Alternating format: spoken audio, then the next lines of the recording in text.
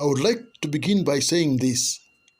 If Idi Amin's memoirs were ever to be written, then it would be incomplete without mention of the big army cantonment in Jinja. Please subscribe, comment, and give a like. This is a piece of history that many do not know. This barracks has over the years gone by a number of names. I'll limit my discussion to the period between 1946 and 1979, during Amin's tenure as head of state. During the colonial period, it was referred to as King African Rifles. It was the biggest barracks of the British Army north of the equator and in the west of East Africa. The barracks was located in Jinja town. It spread from Rubaga Hill in the east to areas bordering Kimaka in the west. In the south, it bordered the police barracks, and to the north, a place called Makengi, a suburb of the town of Jinja. Many soldiers in the East, Southern African and Indian Ocean colonies were trained in Jinja, included people like General Mulinge, who was trained here. The barracks was an important bastion for soldiers who served during the war, that is the Second World War, in Burma and Abyssinia in Ethiopia. The soldiers were put on train wagons and moved to Nairobi, where they proceeded north to Abyssinia. Those other soldiers moved on to Mombasa and took a ship to Burma. The garrison was part of the constellation of garrisons under the King African Rifles, which were established in Kenya, Uganda and Tanzania, and Malawi. The history of the King African Rifles goes up to 1892, with the establishment of the British East African Company, which managed the protectorate. After Uganda's independence, the barracks was referred to as 1st Battalion Uganda Rifles. After the mutiny of the armies of East Africa, it was referred to as 1st Battalion Uganda Army. When Idi Amin joined the King African Rifles as a cook in 1946, he worked at a lower cadre officers' mess, which was located at the lower end of the big company, which was a middle point. Service was given to officers from 9 companies and the School of Infantry, which was attached to the barracks. Firewood came from army plantation at Namamve, which is where the cartoons grew up in plenty.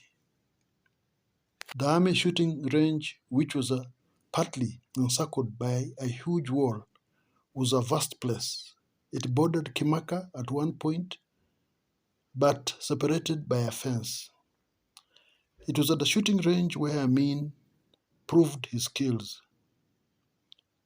Had skills as a marksman. He won many competitions despite being a cook. It was in the Jinja barracks that Amin's sportsmanship talent was demonstrated. He participated and won events in boxing, swimming, basketball, and rugby. Rugby was also referred to as Karamojong ball for some reason. It was because of his exemplary service that a decision was made to transfer him to the 21st Battalion, which was based in Gilgil, Kenya. Until 1964, East African Army Command was based in Nairobi and took care of all the colonial armies in Uganda, Kenya, and Tanganyika. He served in Kenya, where he battled the shifters and Mau Mau until 1956, when he returned to Uganda. In Uganda, he was an instructor at the School of Infantry, which was attached to the army barracks. He trained many senior officers of the East African armies. From the rank of private to colonel, Amin's army life was intertwined with the army garrison in Jinja. He interacted with soldiers and civilians in the barracks and the town of Jinja. It was during this time in Jinja that he married Mama Miriam Kibedi from Busoga. She was the daughter of Mr. Kibedi. Amin would later pick up Wanume Kibedi, who was his brother-in-law, as his foreign minister, before Wanume Kibedi fled to Kenya and then Britain. Out of the 9 companies, Amin was placed in the E Company. It is this company that influenced Amin's future promotion. It was from E Company that Amin showed exemplary leadership.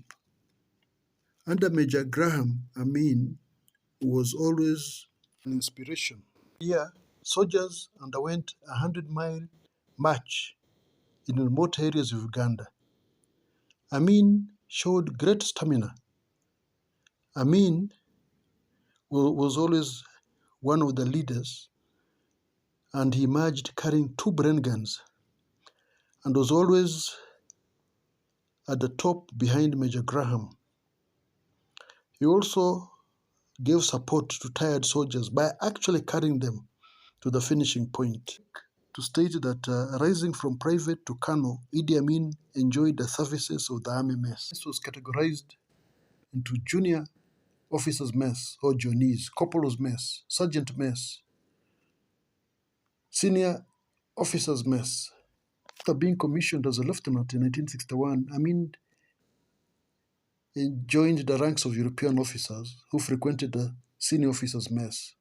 However, he never ever forgot the officers in the lower rankings. Important to talk about the army staff quarters where Amin resided. This was actually in line with the promotions. He lived in quarters ranging from a tent, 1-roomed house, 2-bedroom house, 3-bedroom house. It was when he became the commanding officer at the barracks that he enjoyed a 2-storied building, a massive block for the commanding officer. It was in Jinja barracks where Amin coordinated and directed operations against the Renzururu movement of 1960s. Operations against cattle rustling on the borders of Turkana and Kenya, and the 1966 uprising against the Kabaka Tubiri. It was also here where he participated in programs of arming the Congo rebels who were operational on the borders of Uganda and Congo. It's the story of Mzee Mashurubu Ali. In the military barracks, only 2 people were allowed to settle in the barracks. One was Mzee Ali Mashurubu, an officer who had served in the First World War and the Second World War. He kept cattle and supplied milk to the barracks. He had several wives who bore several children, some of whom later joined the army. The other was a man called Mustafa, who had equally served in the First and Second World War. Amin ensured that even when they were ill, they were not evicted from the barracks. They eventually died. They were given a ceremonial sending over. Barracks in Jinja served Uganda until Moroto 2nd Battalion was established. Afterwards, more barracks were established in Uganda. All the senior officers in Uganda Army had gone through Jinja barracks. They included the late Pierino Okoya, Tito Okello, Basilio Okello, Langoya, Oito Ojok, Hussein Suleiman, Mustafa Idris, Charles Arube, and many others. Soldiers lived in a close community and were able to speak each other's local dialect. They supported each other. Most difficult circumstances. It was not until later that tension started developing in the army, with accusations that Idi Amin wanted to carry out a coup against the government of Dr. Milton Obote. Kiswahili was the language of the barracks right from the beginning of the King African Rifles. It was spoken by every officer. However, they did not speak the standard Kiswahili that is spoken, for example, in Mombasa, Nairobi, or Dar es Salaam. It had a mixture of local languages, that is Bantu and Nilotic languages. The Army and Police Primary School was where the children of the officers studied. Later on, boarding facilities were added to the school.